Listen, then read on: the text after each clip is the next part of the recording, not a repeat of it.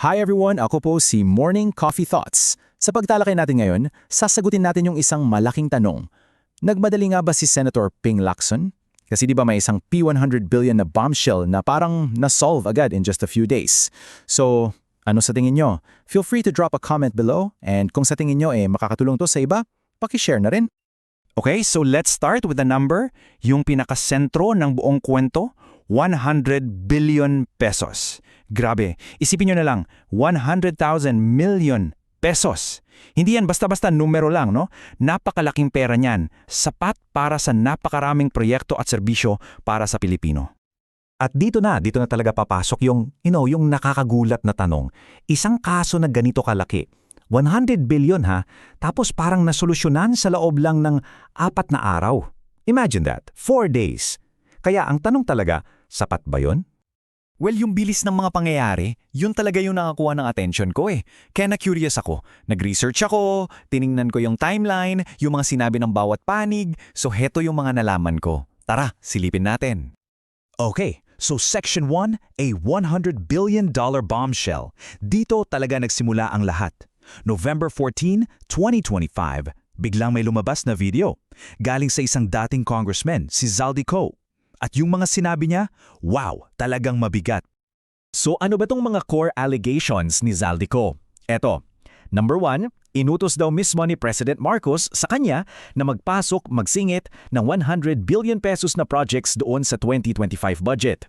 Pangalawa, at eto yung mas matindi, sinabi niya na si Marcos and si former Speaker Romualdez daw ay tumanggap ng aabot sa 56 billion pesos in kickbacks. And lastly, he claimed na may hawak siyang mga dokumento, may ebidensya siya to back up everything. So, eto na yung pangalawang part, yung mabilis na depensa.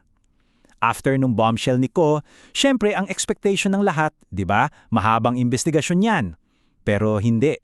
Kasi halos agad-agad, pumasok na sa eksena si Senator Ping Lacson, na siya pang head ng Blue Ribbon Committee. And in just a few days, parang may hatol na siya.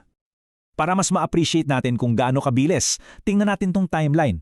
November 14, lumabas yung video ni Ko. Bago pa mag-November 18, sinabi na ni Lacson na illogical daw yung mga yon, walang probative value. Pagdating ng November 18, boom, cleared na si President Marcos. Sabi pa niya, I will attest na hindi totoo. At ang tinuro niya, 2 undersecretaries daw ang nag-misrepresent sa presidente. So yun na nga, from allegation to exoneration in just 4 days. Okay, so paano niya na-justify yung mabilis na conclusion niya? Well, he had 3 main arguments. Unahin natin yung veto argument. Simple lang yung logic niya, and ito yung quote niya.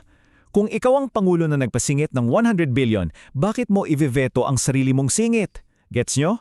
Sabi niya kung si Marcos ang may pakana, bakit niya i-veto yung P1.15 billion mula sa listahan na yon? It doesn't make sense daw. Next, meron siyang tinatawag na budget process argument.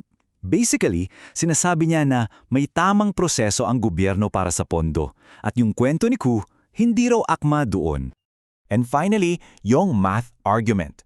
Sabi niya, yung mga numero na binigay ni Ko at nung iba pang sources, hindi raw nagtutugma. Magulo daw yung math. So for Lacson, case closed. Talo dahil sa veto, sa proseso, at sa math. Right. So Section 3, yung mga butas sa kwento. Kasi di ba, sa unang tingin parang ang solid ng depensa.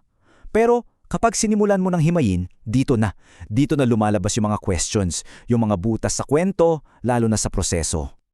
Okay, ano yung pinakamalaking butas? Well, ang buong kaso niya, yung buong depensa nakasalalay sa isang bagay. Hearsay. O sa Tagalog, sabi-sabi. Chismis basically.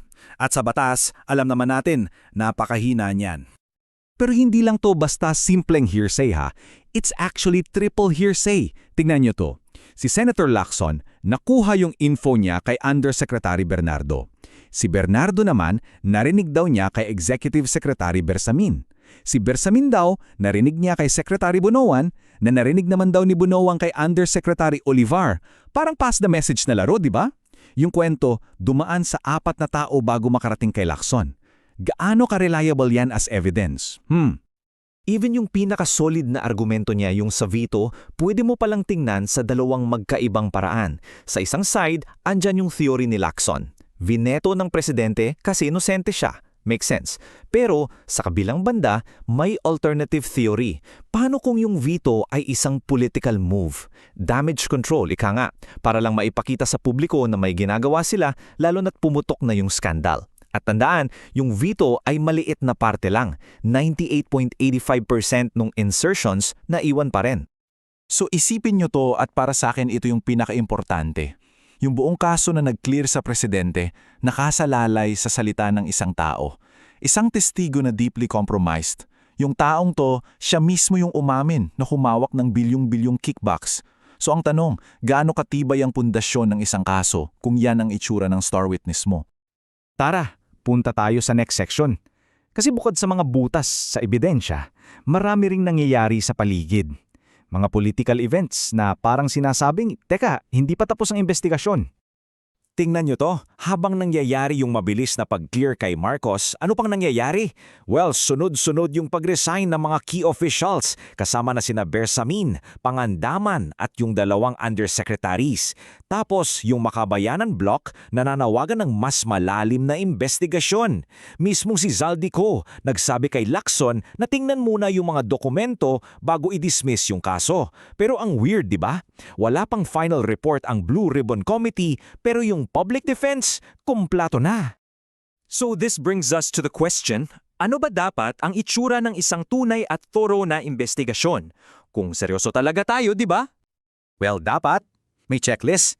Una, ipatawag mo si Zaldico under oath at ipakita niya yung mga dokumento niya. Pangalawa, i-cross-examine mo yung key witness, si Bernardo, at hanapan mo ng corroboration. Pangatlo, dapat may financial forensics para matrace talaga yung pera. I-examine yung mga papeles ng budget. At syempre, tanungin lahat ng key officials kasama ang presidente under oath. Pero yun na nga sa mga to, alin ang ginawa? Mukhang wala. So eto na, the verdict. After looking at everything, yung timeline, yung mga arguments, yung mga butas sa proseso, babalik na tayo sa pinakaunang tanong. Nag-jump the gun ba si Ping Lacson? Para sa akin, yes. Oo, masyadong mabilis. Yung conclusion based on very flimsy, hearsay evidence. Tapos yung mga crucial investigative steps i-ignore. Kasi yun yung mas malaking issue dito Kapag kinumpirma mo na, oo, totoo may 100 billion insertion na nangyari. Pero yung presidente absuelto na agad in a matter of days, parang yung proseso hindi na siya nagmumukhang paghahanap ng katotohanan. Ang dating niya, it looks more like damage control. Kaya iiwan ko sa inyo itong tanong. Kung yung konklusyon ng isang investigasyon ay inaanunsyo na bago pa man marinig ang lahat ng ebidensya, ano kaya ang tunay na purpose ng investigasyon na yun? Muli po, ako si Morning Coffee Thoughts. Maraming salamat sa panunood. At sana po pagpasensyahan nyo na kung may mga mispronunciations man. Gumagamit po kasi ako ng AI voice. Gustuhin ko man na ako mismo yung magsalita. Nagkaroon kasi ako ng triple surgery sa lalamunan noong 2015, kaya nahihirapan akong magsalita ng matagal. Sana may natutunan kayo sa ating talakayan. Kung oo, pakishare naman po sa mga kaibigan ninyo. At kung sa tingin nyo hindi ito worth watching, please, bigyan nyo pa rin ako ng feedback. Malaking tulong yun para ma-improve ko pa ito. At huwag kalimutang mag-subscribe para updated kayo sa mga susunod pa.